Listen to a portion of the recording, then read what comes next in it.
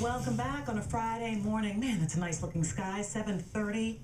Get out to our Stuff a Truck locations and help us spread a little holiday cheer this time of year. We do appreciate it. Back to news now. Gun owners from across the Commonwealth are expected in Northern Virginia this weekend for an event at Alexandria's City Hall. Now, in advance of that, Alexandria police wanted to alert business owners and the public to the laws about carrying guns in the state of Virginia. But they may have confused the public instead, and that prompted them to drop one informational flyer now and issue a new one that clarifies where gun owners can lawfully carry a gun in public. Joining us now with more is the founder of Open Carry Virginia, Ed Levine, and also an executive member. You're here today with Virginia Citizens Defense League. Good morning. Good morning. Good to see you. Thank you. So tell us what is at the issue here. At the root of this is flyers put out in local businesses because the police department said that there was some confusion. People panicked when they saw members of society, citizens, with guns in their holsters. Sure. And what do you say to that? Well, I've been open carrying for a long time, and panic is really not the word that comes to mind. Generally, people come up and thank me for carrying and supporting the Second Amendment. But what the problem was that happened is in this flyer, And I believe we have this, Sarah, in this. But in the flyer, the flyer starts out at the very top that says open carry laws in Virginia, and there are really no open carry laws. It's just like breathing. You can already do it unless the law says you can't do something. And there are a bunch of things in the flyer. Open carry is not permitted at places of worship, government facilities. The flyer was wrong from the beginning, and we don't even know what prompted the flyer in the initial. But so when you have a uniformed officer come up and hand you a piece of paper and say, this is law, pretty much people take it as law. So we have issue with that to begin with. And secondly, if I give you this flyer and you think it's now law, and then it gets corrected or so-called corrected, I don't know that they're going to use the same amount of oomph to go give you the second flyer. You might not see it, so you might still think this is the law, right. And it's absolutely not.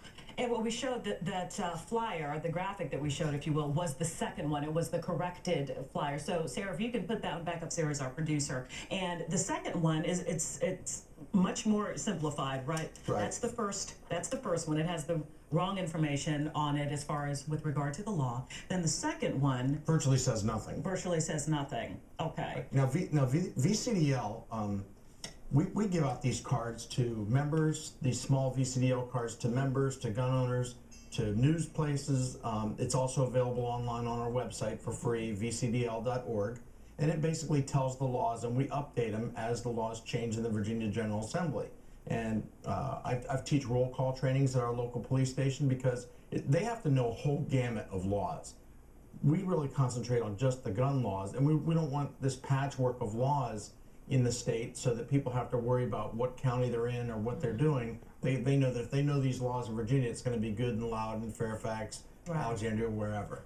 What will you bring up tomorrow in the hearing, the Alexandria public hearing? What's your message to lawmakers gathered tomorrow? Our message is basically let the lawmakers in the General Assembly that make the laws like that take care of the gun laws because they don't have the power to create laws. In fact, Virginia Code Section 15.2-915 basically says that information. The local jurisdictions can't create laws for their own little jurisdiction. In fact, there was a sign that was brought to our attention because once these two flyers came out, Alexandria was kind of put under a microscope by lots of gun owners. And one of a member named Neil sent me a picture saying, well, the police department has an illegal sign on their front window that says, you can't carry guns here, you can't do this. And I called the city attorney and said, you guys are going to have to take that sign down. And they said, and I read him the code section. He said, I don't think we're going to take it down. Before we let you go, we're completely out of time, so a short answer would help. Oh, I'm sorry. No, it's not on you.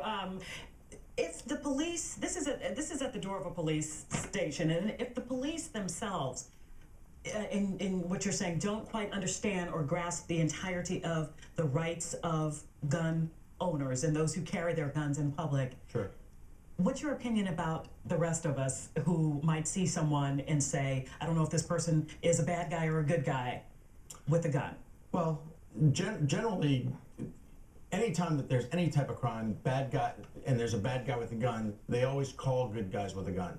Many gun owners stop crime. I mean, I've seen it on your own news show, how many times good guys with a gun stop crime or save the day. That's not as well published as the bad guys with the gun, so it's hard to find us, but we're out there. All right. Thanks for being with us today.